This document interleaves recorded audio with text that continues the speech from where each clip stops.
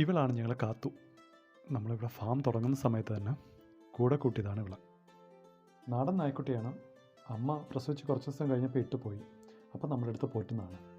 ഏകദേശം 3 മാസം കഴിഞ്ഞതേ ഉള്ളൂ. വികൃതിക്ക് മാത്രം യാതൊരു കുറവുമില്ല. വേറെ കളിക്കാനുള്ള സാധനങ്ങളൊന്നും ഇല്ലാത്തതുകൊണ്ട് എൻ്റെ കൈയാണ് ഇവളെ ടോയ് ആയിട്ട് ഉപയോഗിക്കുന്നത്. എപ്പോൾ കണ്ടാലും ഇവൾക്ക് എൻ്റെ കൈ എടുത്തുനിന്ന് ഈ പല്ലിൻ്റെ ഉള്ളിലേക്ക് കൊണ്ടുപോകണം. ആൾ കടിക്കുന്നൊന്നുമല്ല, നമ്മുടെ കൂടെ കളിക്കുന്നതാണ്. അവൾക്കറിയാം എപ്പോൾ നമുക്ക് വേദനയാവുന്നു. അപ്പോൾ അതിന് തൊട്ട് മുമ്പ് അവൾ നിർത്തും. ഞങ്ങളീ പ്രദേശത്ത് ഉടുമ്പ്, കീരി ഇങ്ങനെയൊക്കെയുള്ള ജീവികൾ കുറേ ഉണ്ട്.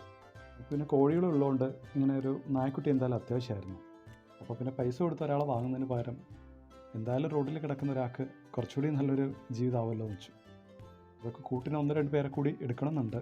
ഇപ്പോഴല്ല, കുറച്ചുകൂടി കഴിഞ്ഞ ശേഷം. കുറച്ച് മുമ്പൊക്കെ അധിക വീടുകളിലും ഒരു നാടൻ നായയോ നാടൻ പട്ടിയൊക്കെ ഉണ്ടാവുമായിരുന്നു. നമ്മളെ ടൗണുകളൊക്കെ കൂടുതൽ വികസിക്കുകയും വീടുകളൊക്കെ ചുരുങ്ങുകയും കൂടെ ആൾക്കാർക്കൊക്കെ അവരുടെ സ്റ്റാറ്റസ് കാണിക്കാൻ പറ്റിയ വലിയ വലിയ നായകൾ വേണമെന്നും വന്നപ്പോഴാണ് തെരുനായ ശല്യമൊക്കെ ഇത്ര രൂക്ഷമാവാൻ തുടങ്ങിയത്. ശരിക്കും നായകളുടെ ജീവിതം മനുഷ്യനായിട്ട് ബന്ധപ്പെട്ട് കിടക്കുന്നതാണെന്ന് കേട്ടിട്ടുണ്ട്. മനുഷ്യനില്ലാതായാൽ ആദ്യം നശിക്കുന്ന ജീവി നായയായിരിക്കുന്നതാണ് പറയുന്നത്. നമ്മളെയൊക്കെ സൗകര്യങ്ങൾക്കനുസരിച്ചിട്ട് തെരുവിൽ നിന്നും 1-2 നായ്ക്കുട്ടികളെ എടുത്ത് വളർത്തുകയാണെങ്കിൽ, അവരെയൊക്കെ ശരിയായ സമയത്ത് വന്ധീകരിക്കുകയോട് ചെയ്യുകയാണെങ്കിൽ തീരാവുന്നൊരു പ്രശ്നമാണ് തെരുനായ ശല്യം എന്നാണ് എനിക്ക് തോന്നിയിട്ടുള്ളത്.